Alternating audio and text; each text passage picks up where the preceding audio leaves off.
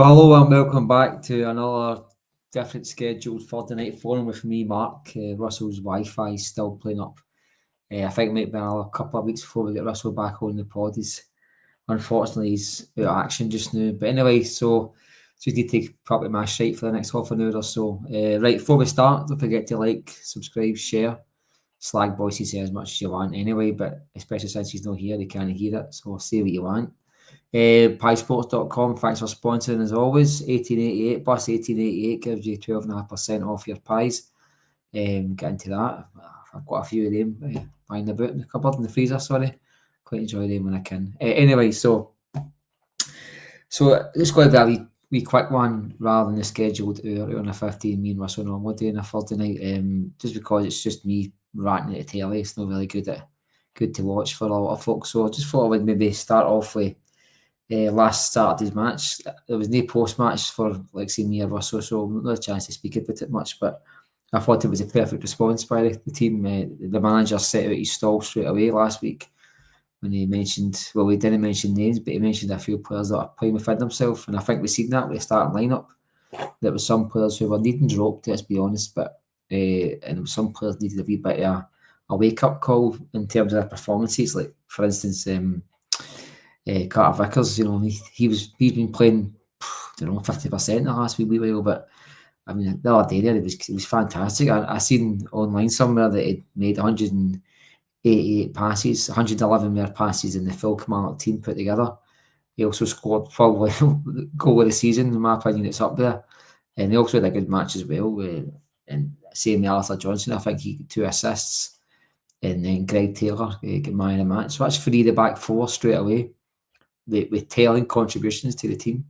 Also, Ralston came on for the last 15 minutes. He got a goal as well. So that's a telling contribution with your back 4, who have been kind of playing, 50% maximum the last few months anyway. So that's a shot in the arm for the fans. You know what I mean? I think we've been holding our breath at times when Celtic have been conceding attacks and conceding counter-attacks. And I just thought it looked so much more composed on Saturday with Scales and Carter Vickers. I genuinely believe that Carter Vickers sees Scales as his number one partner in that defence. You know what I mean? I thought the crowd seemed a lot more calmer on Saturday. Don't get me wrong, when you get 97% possession, you're going to be calm, but even when Kilmarnock did pose the odd bit of threat, we just seemed to soak it up and just move the ball about and start an attack straight away. And the first half in particular was some of the best football I've seen in a long, long time. Over 1,000 passes in that game, and I think it was something like 360 or whatever were in the final third of the park. That's some really good stats. But I think it's the most passes on record, I think I've seen, even beating the Barcelona team with the early 2010s. And also, I think Celtic held the record before that, if I might be right there. And some of the stats that was coming for Saturday's game is unreal, you know what I mean? And the funny thing is, if you look at the shots on target, we've got only 6 shots on target, we've got 5 goals. We've also got 1 chopped off. But with clinical finishing, it wasn't just about the missing chance after chance and peppering Kilmarnock. It was just a clinical performance. Celtic looked on it for second or third minute. We looked like we were ready to destroy Kilmarnock, and that all starts with defence. I mean, and I'm not going to labour the point, but you look at when Liam Scales had the ball, within 3-4 seconds, we were touching the halfway line. You know what I mean? We were bombing forward straight away, and we've kind of been moaning at the fact that the last few months that we're making 5-6 passes and gaining 10 yards, or we're making 3 passes when 1 pass would do. I think when you're cumbersome at the back, like Navrocki, who's been quite tight in defence, but when he's labouring the ball and he's maybe taking 2 or 3 seconds to release the ball, and it's normally a sideward pass or a backward pass, that invites pressure onto you. That invites a totally different football match for the fans to watch, and also it makes it a lot harder for Celtic to create. I mean, Callum McGregor can only drop in so far, you know what I mean? And try to get McGregor on that half turn and get Hattati on the half turn, that becomes so much more difficult when you're playing the ball 6 yards to go. And I mean, the most common pass, I spoke about it a few weeks ago, the most common pass is the goalkeeper to normally left centre-back to left-back. We've been missing that since Greg Taylor dropped out of the team, and we've been missing it since Liam Skills has dropped out of the team. And there was a telling difference on Saturday, I felt. Not just because Kilmarnock were shite opponents, don't get me wrong, Celtic totally destroyed them, and it showed looking at the stats, but the performance levels and the commitment levels and the application by the team was so much better than what we've seen the last few months, and that was coming for the very first line of attack as defence. Even Solo, he was looking for the 15, 20, 30 yard pass rather than just the usual sideways kind of crab pass that we've been getting used to. And that's what you're looking for. I mean, we're not expecting Celtic to beat teams 10-0 every week or even 5-0 every week. Nobody's expecting that. But you're expecting a certain level of application with the team, you know what I mean? And the league has more or less won, but we've missed out on some opportunities the last few weeks. We missed out on beating Rangers at Ibrox and setting up a good away day for the fans at St Johnstone. We then get given a chance to win the match at Celtic Park, and that really irked a lot of the support, including myself. And the manager even mentioned that we don't often get the chance to win the league at Celtic Park, and we blew it, you know what I mean? And then the SFA made it their duty to give 2 away matches at the start of the post-split fixtures just to ensure we don't win it at Celtic Park, and I don't understand it, you know what I mean? I think we're a country that likes to make the football less and less palatable as it is, you know what I mean? They demonise the fans, they accept, you know, mediocre coverage for their main sponsors, and they just left, right and centre got their way to leave empty seats in stadiums. This is a weird country to play football in, and the SFA and the SPFL, they're a big part of that, you know what I mean? And they did their best, I felt. In fact, I seen this mentioned in another podcast the other day there, that why in this country we're gone as much as possible to make sure that the Old Firm or the Glasgow Derby matches don't matter. I mean, any other country, they had the opportunity to make this a winner takes all. That's a wrong phrase, but I think a derby of this magnitude, and it's a chance to elevate that to another level by making it one team wins away from home, they've won the league. If you find your power to manipulate the fixtures, any other country in the world would do it. Scotland, with the police, SPFL, SFA, whatever it is, they all get together and try and belittle this fixture as much as possible, you know what I mean? As I say, demonise the crowds, you name it. It's a weird country to play football in, and they've tried their best again to make sure Celtic don't win they win the league in front of their own fans. That's the small victories these people get, you know what I mean? We'll still be celebrating at the end of the season. That's what matters to me. But the Celtic team did put their bit towards that by no beating St Johnstone, you know, so we can't have it both ways, you know what I mean? We had our own chance to make it out with their control, but we made an arse of it as always. Got a few comments in here for the viewers. Sorry, my eyes are absolutely red rotten, as you all know, but that's why I welcome a few people into the chat.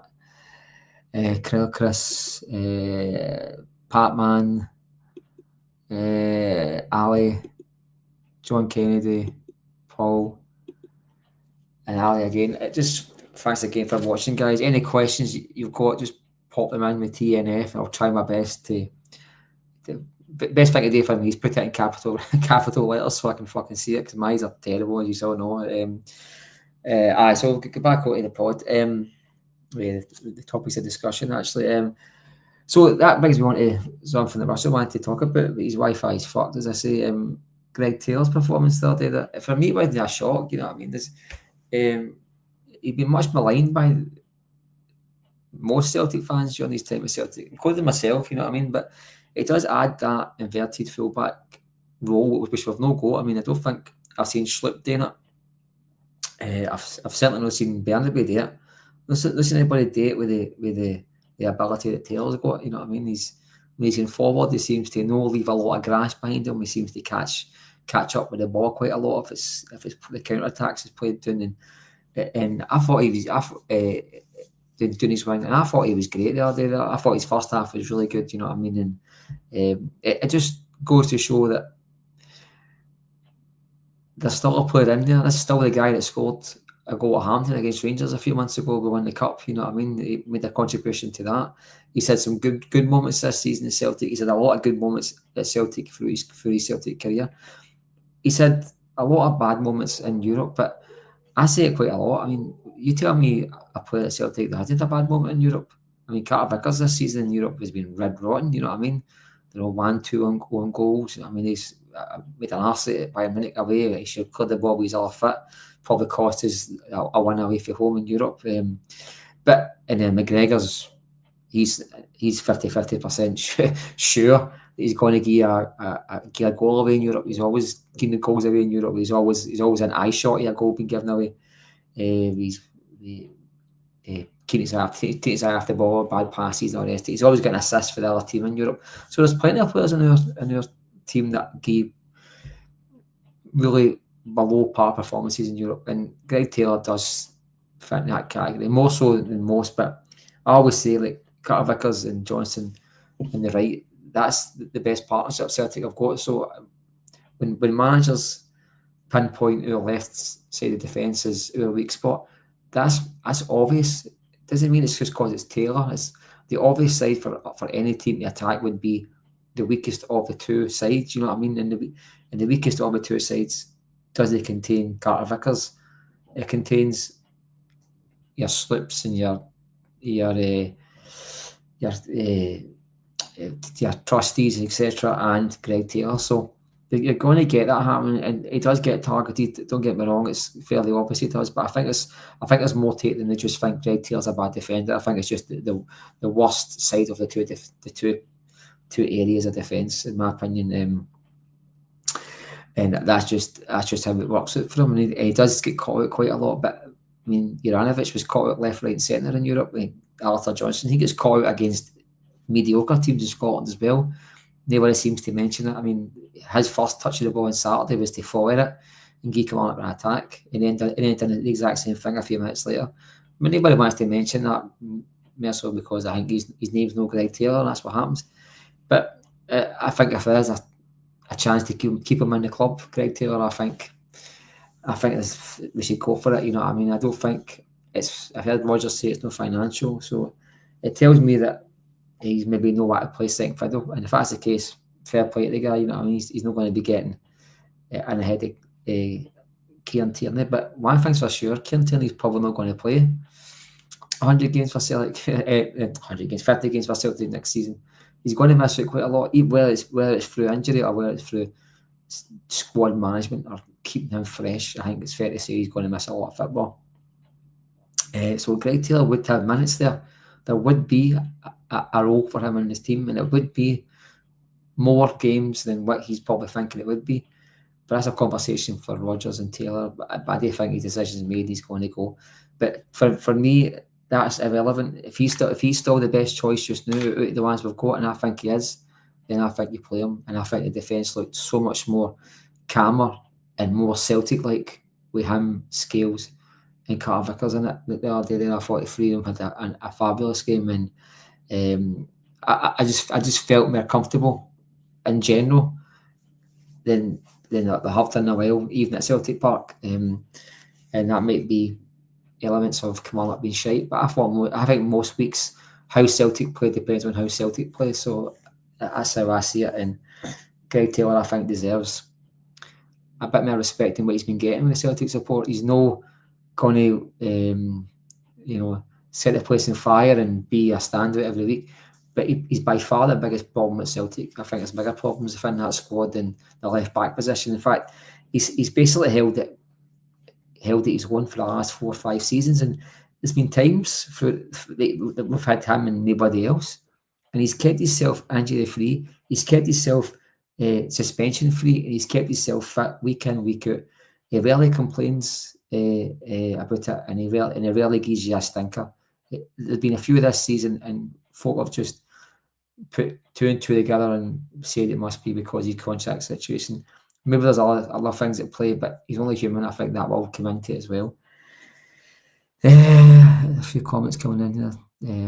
It's just mostly talking about saying hi to each other. That's good.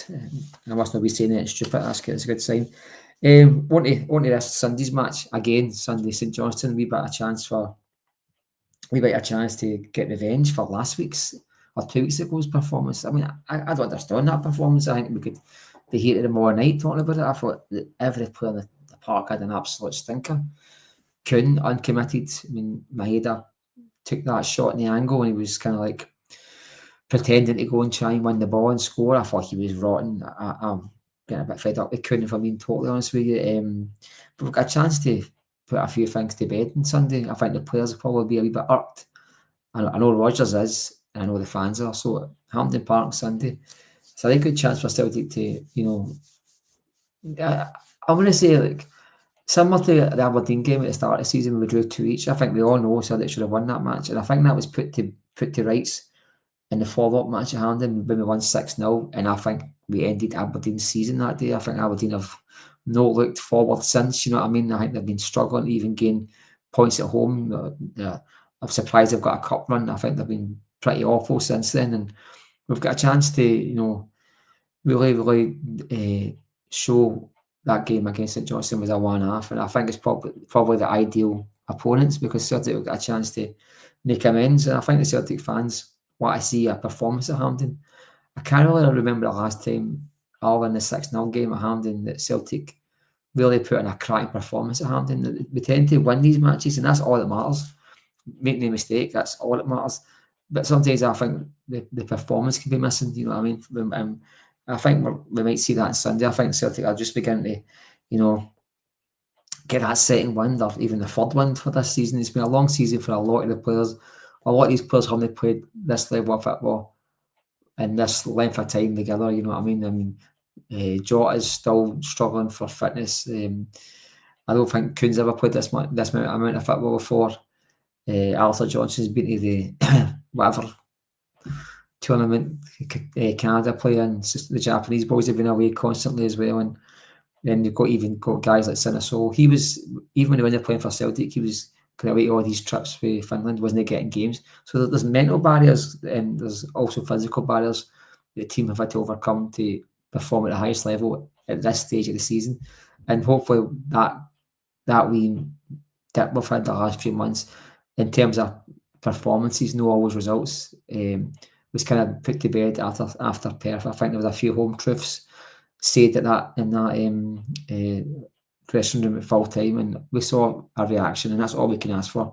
And I think Sunday's opportunity to put a few things to bed, you know what I mean, and just draw a line under that stuff and just own the match. I mean, anybody that's caught the game, we've all been given these Hampden apps, you know what I mean. Anybody who's familiar with this is Celtic SFA have issued the match tickets through an app on your smartphones. Basically, it's called the Hampden app. I think it's just another way of advertising and selling you things and all the rest of it, more than anything. But it's caused a lot of confusion with a lot of people who aren't quite sure, and a lot of folk don't trust them. I mean, we've got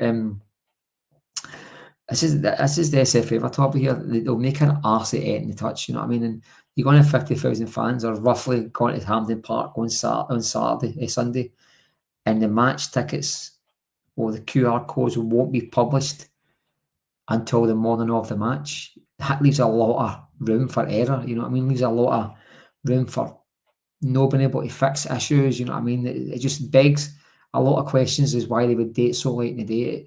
They're giving you the chance to forward your ticket on, so you can if you can't make it, you can get to somebody else, or you can forward it to a Celtic supporters club. So they know these things happen, so they're not scared, I suppose, of you passing your ticket on, because they're allowing that through the app.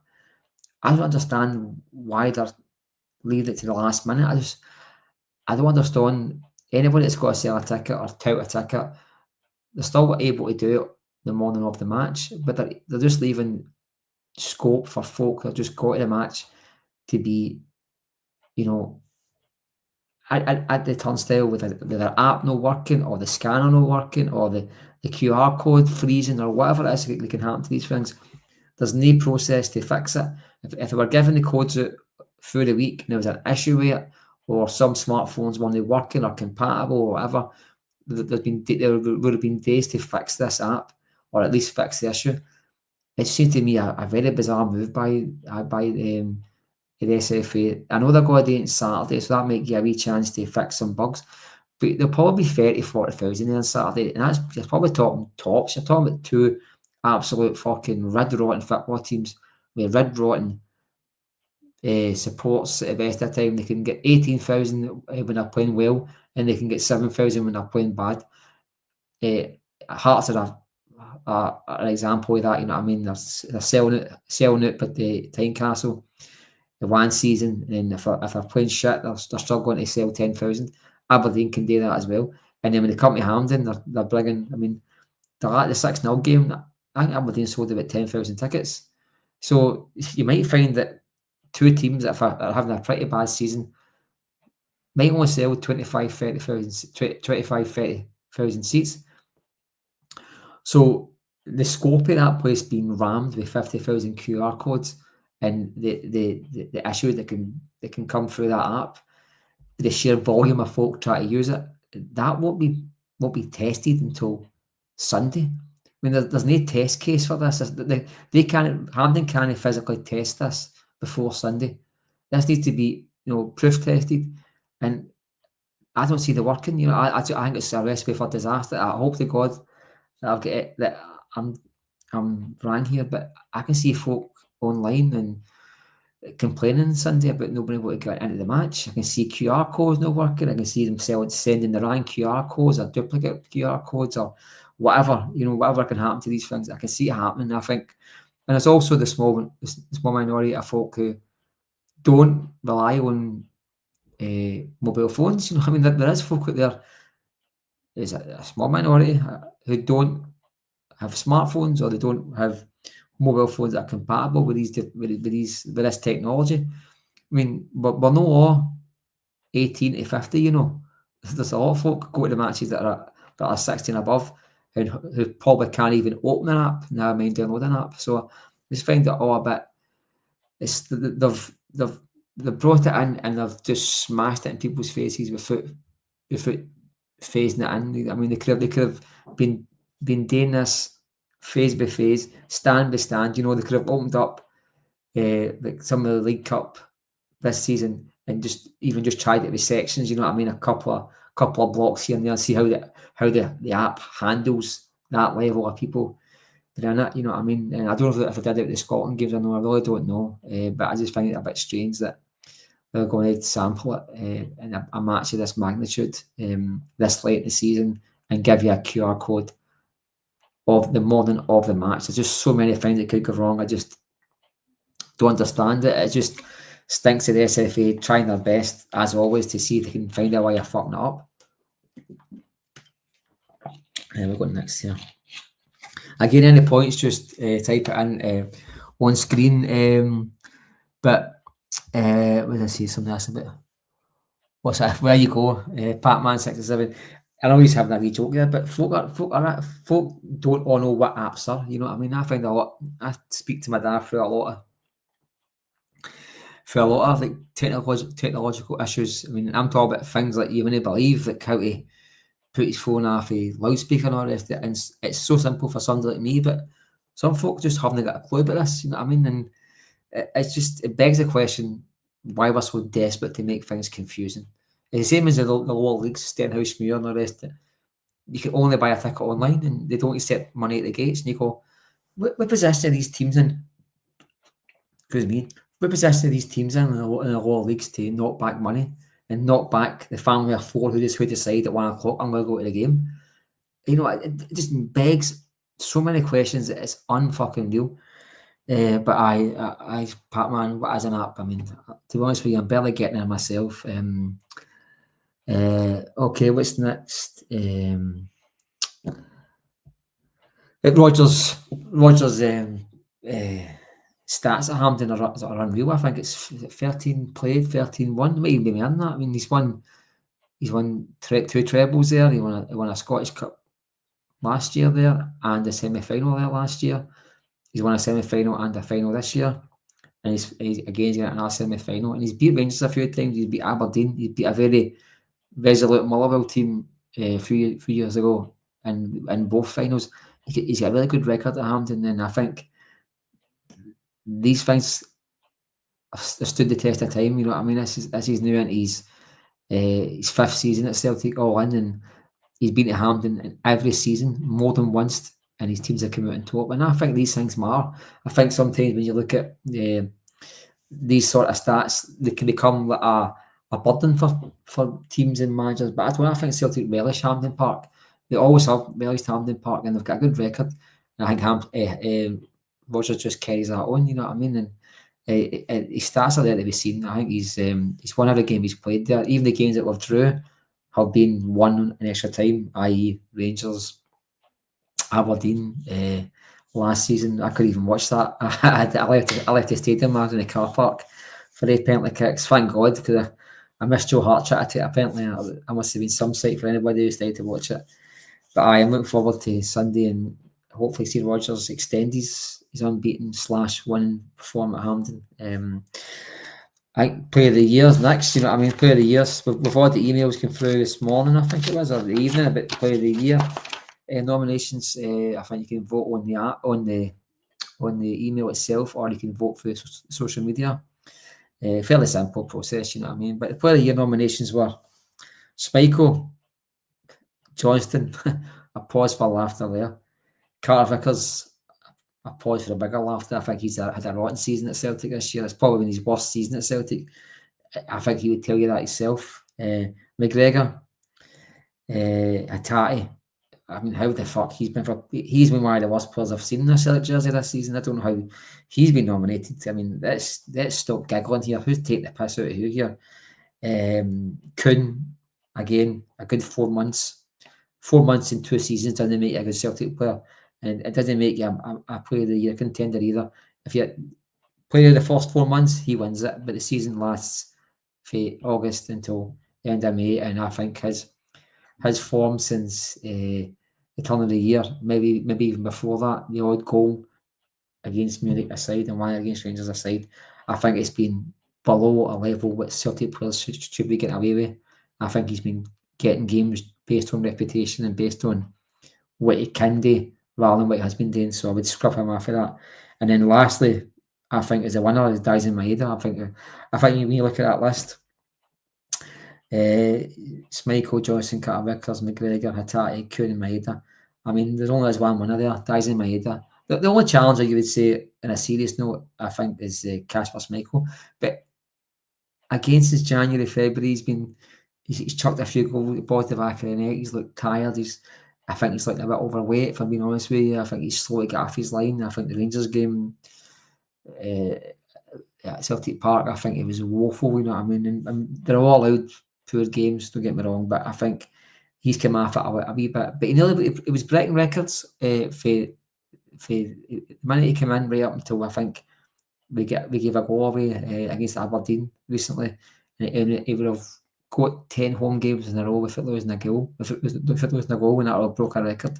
So you don't get that having a bad season. So I think Schmeichel's probably, in any other season, Schmeichel probably wins it. But I think Daisen Maeda, I mean, he's at 32 goals, and don't forget, the vast majority of goals have came through out on the left. He's not been a striker for the vast majority of goals.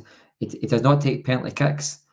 He rarely gets in the end of a header for corner kicks. And most of the goals have been through open play, been through his hard work, his determination to get to the ball, through doing Daisen Maeda stuff. And that's been proven, you know what I mean? The guy has been constantly non-stop, week in, week out, harassing defenders.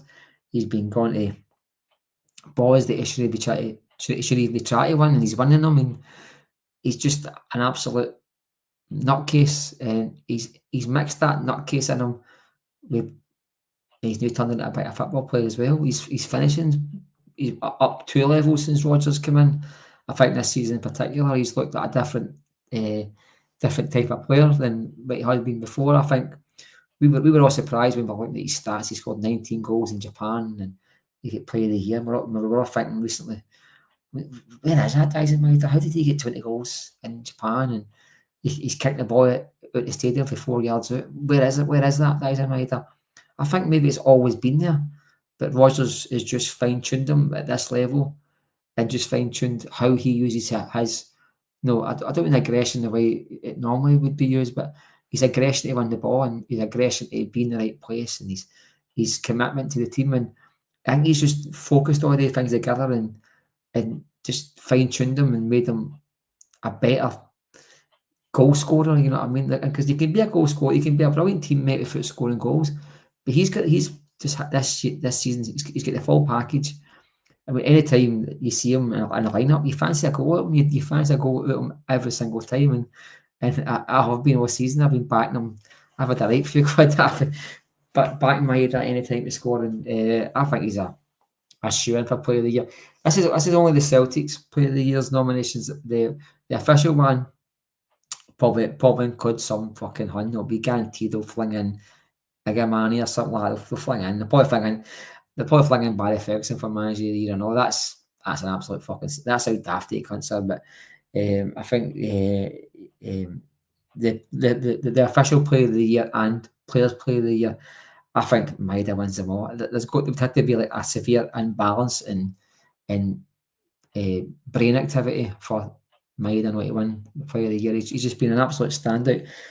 I'm pretty sure away teams admire him and hate him as much as possible. They must admire his work ethic, and every manager that comes up against him must have a headache trying to think of ways to make him effective. I don't get me wrong, I think Rodgers did that at Celtic Park against Rangers when they played him through the left at the beginning. I thought that was maybe the one time they got that wrong. I think we were all crying for Maeda through the middle against Rangers, and the fact of the matter is we nullified what we know kills Rangers, and that's they can't handle Maeda pressing their fullbacks, and we kind of played into their hands a wee bit there. But I think that's a mistake we won't make again at Ibrox. I think the game at Ibrox, I think you might see Celtic letting Rangers have the ball and just say, well, show us what you've got. Because they'll know what to do with it. I seen another podcast and they were saying that they described Rangers with the ball as like a dog chasing a motor. You know what I mean? And what's a dog got to do when he catches the motor? He's not got a clue what he's got to do. So let them have the ball, let them run out ideas, and we can just counter attack them and do the opposite to what they want us to do. I think you might see that at Ibrox, and that might be our only way of getting a victory at Ibrox or getting a positive result, and that will include, in my opinion, Daizen Maeda playing his more familiar role, which is out on the left. Okay, let's just see any questions come in here. As I say, my eyesight's terrible. I'll bring a few. We got here, Patman67, Maeda has been a constant in getting bums off seats. It has. I think anybody watches Daizen Maeda, you're just waiting for him to do the next thing that makes your jaw drop. You know what I mean? He can win the ball twice in one counter attack. You know what I mean? He can attack a fullback who then passes the ball to his left or right or whatever, and he's on that player the minute the ball's reached him, and that's it's weird to watch. Kun, Jota, and Hatate don't do it constantly enough. I've got to agree with you there. I think Jota's pressing, I think it's it's adequate, but when you watch an absolute machine like Maeda, I don't think many players can compete with that. And to Jota's defence, and I will defend him, I think we were always going to see a drop off. I think adrenaline and the buzz of being back for Jota was always going to wean off. I think we're going to get a full pre-season with Jota under Rodgers, who was robbed of that in his first season. One of his first decisions was to let Jota go. So Jota, you will see the best of next season. The other boys, I don't know. I begin to think Kun was just a purple patch, if I'm being totally honest with you. And Hatate, I think he's finished. Was it Hatate? I think Hatate's his race is run at Celtic, in my opinion. I think he's ready to move on, and I think it's sometimes you just got to admit that it's time. That's on the agreement with there. Plunge McNugget. Jota will be fantastic next season when he's fully fit with KT behind him. I said the exact same thing the other day there. Now, the Jota Tierney or Maeda Tierney combination really excites me. I think Kieran Tierney's overlaps are a joy to watch for any Celtic fan. I think we're going to see that version of Tierney again, you know what I mean? Probably even a better version, ability-wise, with the level of players he's been playing against and playing with at Arsenal. my question there is, I don't think you can. I think if there's a way you can get Jota out on the right and Maida through the left, I think it suits Celtic rather than having to just trap line him. Jota and Tierney makes a bit more sense to me, because you can't have Maida and Tierney all running for the one ball doing the overlap. The two of them, the link up will be a bit disjointed there. I think you go have one runner and one. The two guys just run at the corner flag, you know what I mean? And I think you might find, well, that's a decision that Rodgers has to make. But you don't bring back Jota for £8 million either without having a plan for this. And then Maida, you just can't nullify him. You can't take away one of the best assets. I don't mean financial assets. One of the best assets this team's had in years is Dyson Maida, and I think he's probably the most irreplaceable player Celtic have had in decades. I mean, you can replace his talent. I'd probably say, I think you can replace his talent. He's the character, the individual, the application, the hard work, the relentless nature of the guy. I don't think you can replace that if you scoured the globe with even having financial freedom. I think you still find it hard to find that. And I think Maida's just a one-off. And we're lucky to have him. And I think, so it's a decision for Rodgers to make what he does there. I'm pretty sure he's got more permutations than just Jota and Maida or Jota or Maida. There'll be more things to it, but I'm looking forward to see how that looks in Park. That's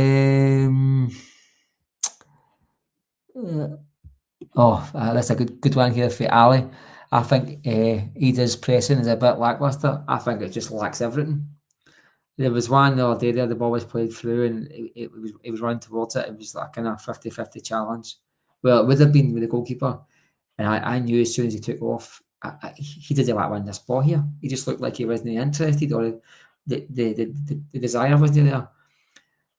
Anybody that follows me on social media or listens to me in the pod will tell you I think he's the biggest waste of money we've had in a long time. I think he's an absolute rocket.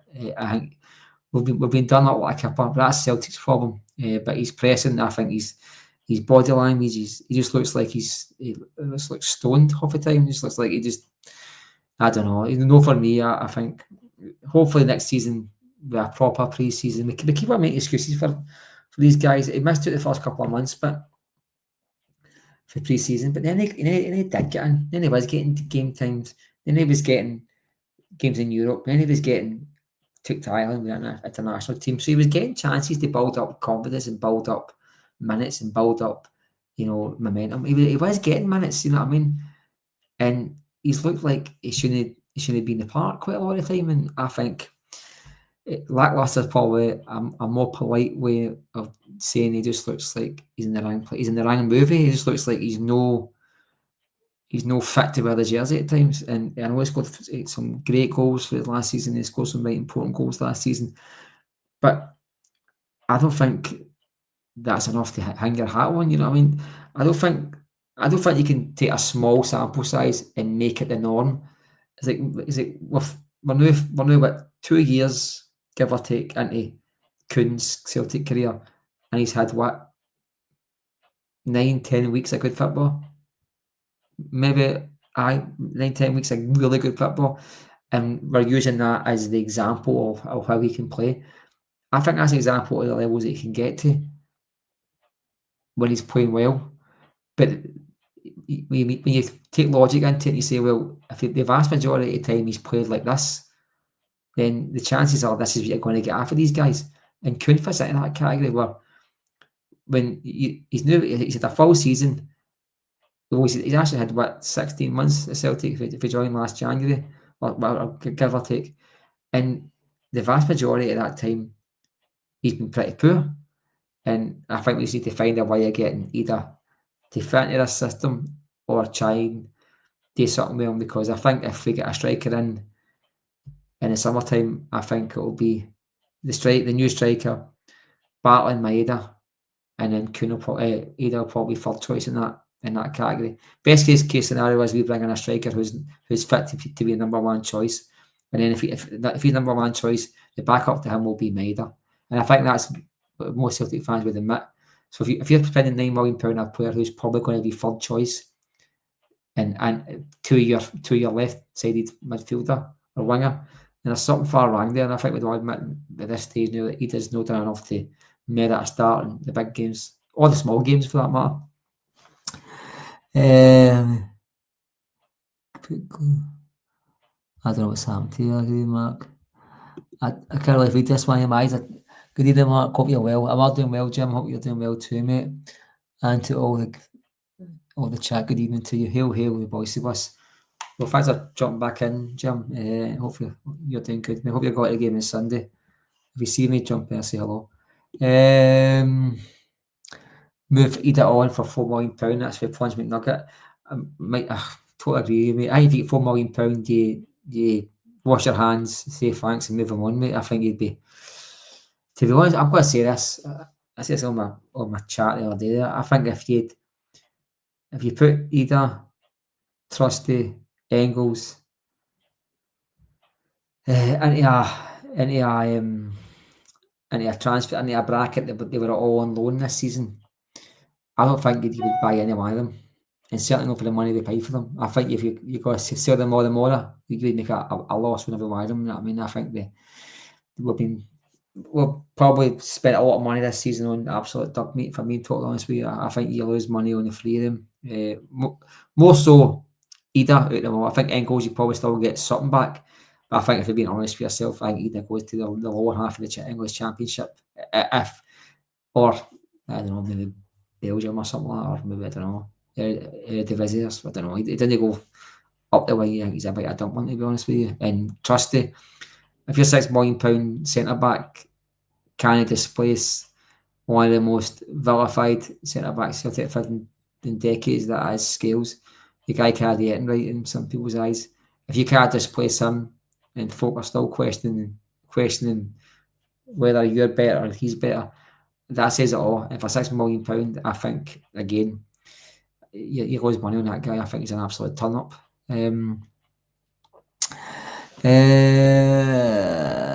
Let's something here. We've got Batman 67 slagging my eyesight as he always does. This will type backwards and confuse Mark. Aye, thanks for that, Batman. That would be really good for me, mate. You know, I think that's us. I think we'll wrap it up there. Listen, guys, thanks very much for watching. I know it's probably been a bit of a slog watching me talk crap for about 40 minutes now, but hopefully get a result in Hampden on Sunday and get us back on the winning ways. Hopefully the next step towards a treble. I think the team's on the right path when they're playing the right type of football and get the right commitment. And hopefully Celtic turn it on for us on Sunday and we'll leave Celtic Park with a few goals and a good performance. Again, thanks for tuning in. All the best to you all and hail.